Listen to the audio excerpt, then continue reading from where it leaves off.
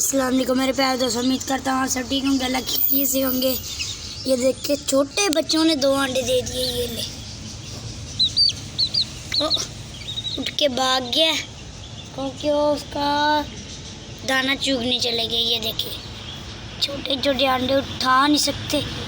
थोड़ी सी क्रैक आ चुकी है, बस थोड़ी सी रह गई है। शायद टूट गया, क्या हुआ है पता नहीं। और इस जगह पे दिए हैं। हम सुबह सवेरे छोड़ देते हैं ना, तो इसलिए फिर ये सारे दिन इधर ही बैठे हैं। शाम को निकलते हैं बाहर। ये पैलियाँ बनाई हैं।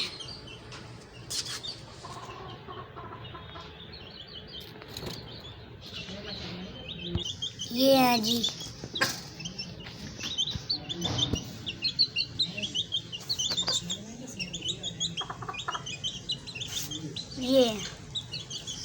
ये वाली है मुर्गी है। अब इसकी तबीयत को पता नहीं क्या हो गया। तो जो ये वाला है ये मुर्गा है।